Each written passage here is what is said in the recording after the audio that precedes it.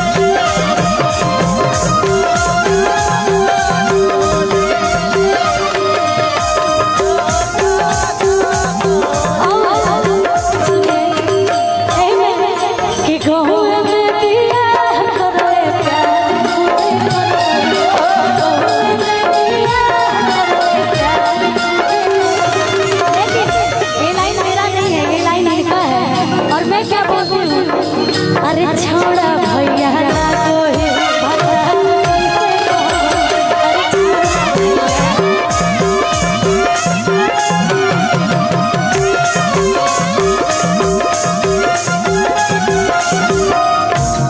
लेकिन आजकल प्यार मोहब्बत करना बिल्कुल एक गुनाह हो गया भाई।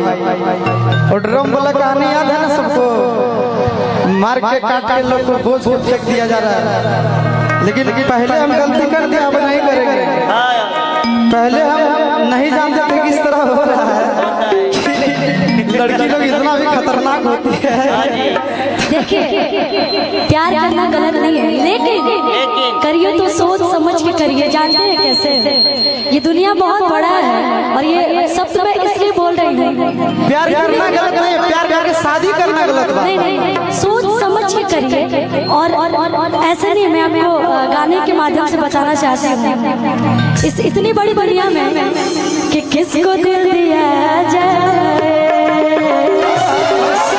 सोचना जरूर किसको दिल दिया जाए सोचना जरूर किसको दिल दिया जाए सोचना जरूरी है किसको दिल दिया जाए सोचना जरूरी है। काम कुछ ऐसा है, काम कुछ ऐसा हो जरूरी किसको दिल दिया जाए सोचना जरूरी।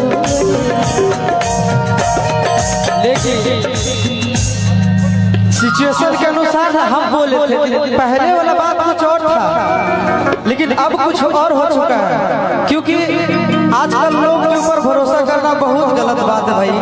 और हम तो कहेंगे खास करके आप लोग बच के ही रहिएगा, कहे कि अभी का सिचुएशन ठीक नहीं चल रहा है। उस टाइम का नवा तो गा दिए थे कि गाँव में मैया हरले प्यार खूबे करबो हगे गौवा में मैया हरले प्यार खूबे करबो कि छोड़ा भैया लागो हजार कैसे कहूं अरे छोड़ा भैया हजार कैसे कहूं छोड़ा भैया बुला दीजिए एक मिनट भैया, सब परी लोग को बुला दिया जाए इधर।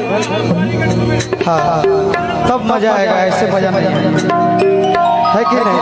लेकिन मैं आपको एक लाइन बोलना चाहती हूँ, कभी प्यार करके पछताइएगा नहीं। जानते हैं क्यों? कि दिल तो किसी एक को और भी किसी ने को खुशी और ढूंढो जब तक मिल ना जाए देते रहो। सुनो, अब हम नहीं कहेंगे, भाई साहब लोग बताएंगे।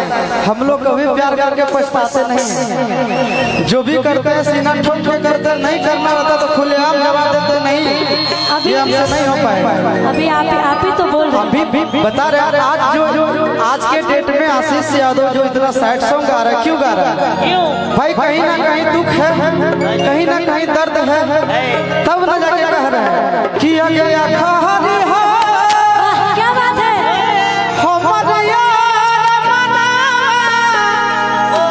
तू एक मेरी बात कर लेगे कि आगे सुना यारा भरती पटनावा में आगे मुलाकात कर कि पूरबे पश्चिम होता तोर सिंदूर दान आगे अमरल रहता धरल उत्तर दक्षिण जाना तोर धुइया उड़ता आसमान। खुशी लोग बदलते हुए मैंने भी देखा है कि रात भर जागी जागी नदिया किनारा मिलल याद भूली गेले जा। लेकिन आज से पहले मैं आपको इतना दर्द में कभी नहीं देखे थे। जरूर कोई तो बात है। बात है, लड़की को एक थप्पड़ भी मार दे तो वो रोने लगेगी, लेकिन लड़का को जब अंदर से अगर दर्द नहीं होगा तो वो रो ही नहीं सकता है। और लड़का जब रोता है तो सबके सामने नहीं है, अकेले कमरे में बंद होकर रोता है। अकेले अकेले सही बात है। ठीक ना? तो चलो